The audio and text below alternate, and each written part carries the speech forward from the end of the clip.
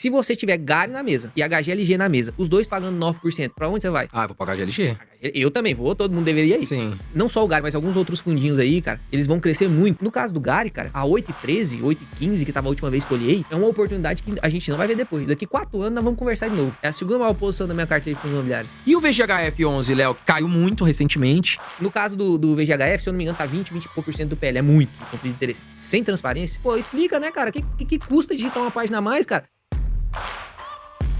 Gari 11 é um fundo imobiliário que tem dado o que falar, né? Um fundo que subiu muito o número de cotistas, vem pagando bons dividendos, mas mudou sua estratégia recentemente. Mas eu quero entender de você, o que você pensa sobre Gari 11? É muito engraçado porque na primeira página do relatório gerencial do Gari, tá lá escrito assim, ó, o nosso objetivo é gerar renda e ganho de capital através de exploração de imóveis. Não fala que é logístico, não fala que é renda urbana, não fala, é imóveis.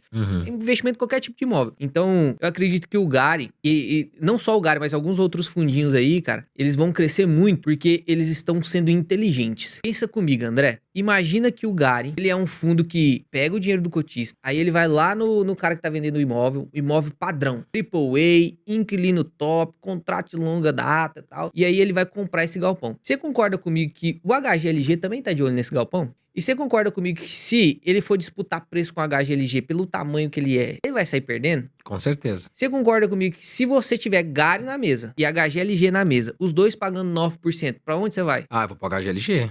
Eu também vou, todo mundo deveria ir. Sim. Então, qual que é o pensamento desses gestores? Os caras estão tentando fazer de maneira mais eficiente possível a entregar rentabilidade pro cotista. Você olha pro Gari, ele tem uma estrutura muito inteligente para poder otimizar as compras dele também, e inclusive as vendas. Ele montou cascas de fundos imobiliários. Então você entra no Gari lá, você pensa até que ele é um FOF, se você não sabe. Porque 70% do fundo tá em fundo imobiliário. Você fala, mas o Gari não é fundo de tijolo? É fundo de tijolo, mas tá comprando fundo imobiliário, então é FOF. Não é que ele é FOF, é que ele estruturou fundos imobiliários. Aí ele colocou o imóvel dentro do fundo imobiliário e o fundo imobiliário é 100% dele. Então, qual que é a principal crítica do Gari? Ah, mas é fundo da própria gestão, que a própria gestão criou, tá cobrando taxa de administração dobrada. Não tá, eles mesmos falam, pô, não tem taxa dobrada, a gente isenta tudo isso. Deveria, porque se cobrasse também seria palhaçada. Então, no caso do Gari, cara, a 8,13, 8,15, que tava a última vez que eu olhei, é uma oportunidade que a gente não vai ver depois. Daqui 4 anos nós vamos conversar de novo. Se o Lula reeleger ele, daqui 5 anos a gente conversa de novo. Porque, realmente, eu não vejo sentido o fundo de tijolo descontado a esse ponto.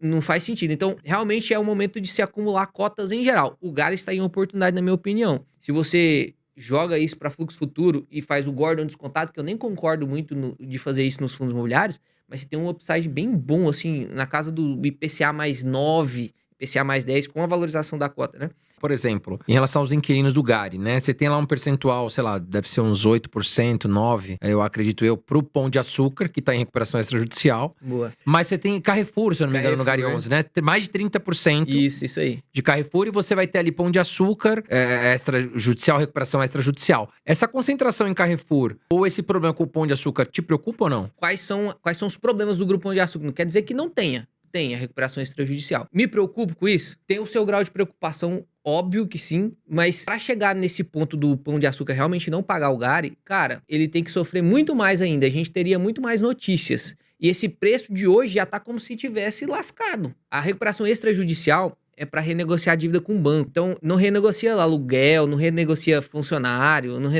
o sistema operacional do Grupo Pão de Açúcar, a despesa operacional, ela continua sendo paga. Eles têm capacidade para isso. Vamos supor que tenha. E aí, o que vai acontecer? Nós vamos cair a receita? Aí o Pedro falou, pô, nós temos um contrato fixado de 30 anos, com multa rescisória remanescente. Então, se o Pão de Açúcar entrou, falta 20 anos para quitar, 20 anos de multa, a gente vai tirar ele de lá e a gente comprou essas lojas muito bem. Então a segurança está no imóvel. Não é nem tanto no inquilino, no imóvel.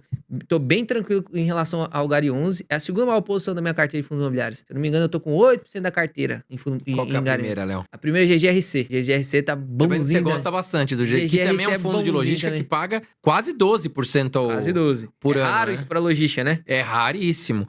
E o VGHF11, Léo, que há muitos anos veio sempre como queridinho do mercado, porque pagava muito dividendos, 15% ao ano, caiu muito recentemente, deu uma respirada aí nos últimos meses. Você acompanha o VGHF11? Cara, eu tinha VGHF11 na carteira, sabia?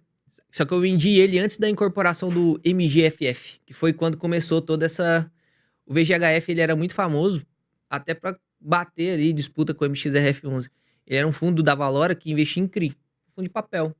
E aí ele pegava lá seus CRIs middle grades, às vezes até alguns high yields com muita garantia, e conseguia oferecer um rendimento muito alto, né? 12, 13, às vezes até 15% em alguns momentos. E realmente ficava ali pau a pau com o MXRF11 em questão de popularidade, né? E aí quando eles incorporaram o MGFF, ele virou um hedge fund. Uhum. Só que grande parte da carteira dele está em fundo imobiliário. A compra dos fundos imobiliários não dá pra gente falar que foi ruim. Foi aqui, ok, não foi aquela compra, né? Mas foi uma compra ok. Ele comprou descontado os fundos imobiliários. Então, lá naquela época, há um tempão atrás, a gente poderia olhar pra ele e falar assim, pô, não, é um bom fundo de CRI, tá tentando evoluir sua política, e aí vai comprar fundo imobiliário pra revender com ganho depois, e depois volta a ser CRI. Qual foi o problema? Não voltou, né, a ser CRI. Gostou de ser FOF. E agora ele despende muito e muito capital do fundo para poder colocar em fundos. E para sustentar esse dividend yield virando um FOF, não tem como, né? Tem que ficar mais arriscado ainda nos CRIs. E aí era o ponto que eu ia chegar. Teve, no último relatório, ou no penúltimo, não sei, que eu li junto com os alunos, teve um CRI de um patrimônio relevante dentro do Valora, dentro do VGHF, que foi marcado a zero. O que é esse negócio de ser marcado a zero? Pô, me deve, não vai pagar, não consegui renegociar e não tenho garantia. Perdi o dinheiro, aquele patrimônio foi marcado a zero. Então, o problema dos fundos que se propõem a pagar muito yield é você sustentar esse muito yield por muito tempo. Muito arriscado, né? Muito arriscado.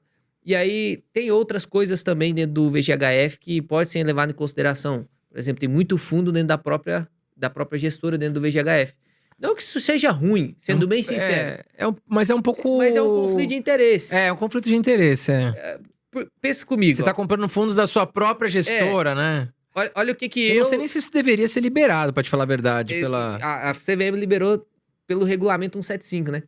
Mas pensa comigo, o André. Imagina que você é um gestor. Que você faz um excelente trabalho. Você é honesto. Você é um cara transparente. Qualquer lugar que te chamarem, você vai pra explicar tudo. Você montou um fundo de logística. E aí você montou um fundo de CRI também. Então, para você é o melhor fundo de CRI que você montou, deu sangue para montar.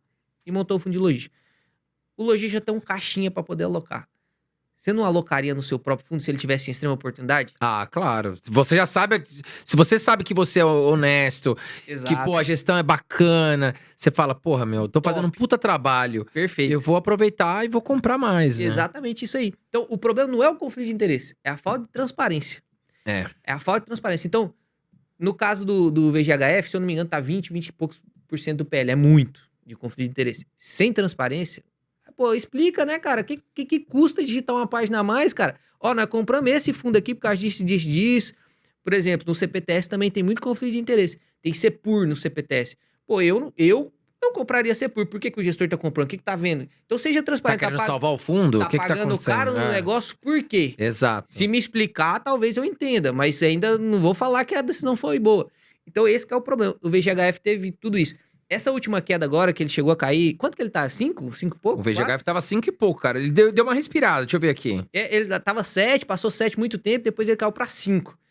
Essa queda dos R$5 aí, realmente... 5,99. Ele deu uma respirada aí no... Subiu uns 90 centavinhos aí, né? Uns 80 centavos. Essa queda pros R$5 realmente foi algo mais de desconfiança, cara. Porque não tem motivo.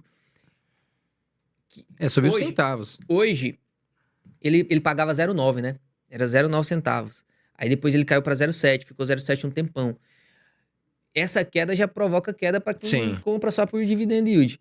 E aí, se você vê lá, eu só não sei se eu tô falando do último relatório... 15% pela queda da cota. Da cota, né? Eu só não sei se eu tô falando do último relatório do relatório anterior ao penúltimo.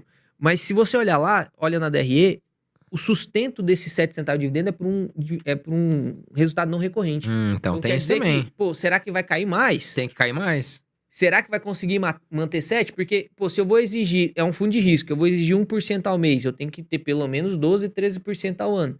Se ele vai me pagar 5 centavos, ele não pode custar mais de R$5. Sim. Então, eu acho que o VGHF tá no lugar onde ele deveria estar e realmente não acho um bom fundo, não. A Valora realmente foi um bom fundo de CRI, o VGHF foi um bom fundo de CRI, mas nessa estrutura não acho que vale a pena, é muito risco. Derrapou, né? E principalmente porque você tem outras oportunidades muito melhores, pô. Então, sempre olhando pros pares, isso te evita cometer, pô, vou deixar... Aí, o problema da galera, caiu pra 7. Eu recebi várias coisas no Instagram, no direct. Pô, VGHF caiu pra R$7. Compro mais ou vendo? Pô, compra mais ou vendo? Você não tá acompanhando o fundo? Aí a galera vai e compra. Baixou o preço médio. Aí caiu pra 5. De novo, compro mais ou vendo? Pô, você não tá acompanhando o fundo? Você sabe por que caiu? Porque se você sabe por que caiu, já deveria ter vendido esse negócio. Exato, cara, Então tá com exato. esse negócio por quê?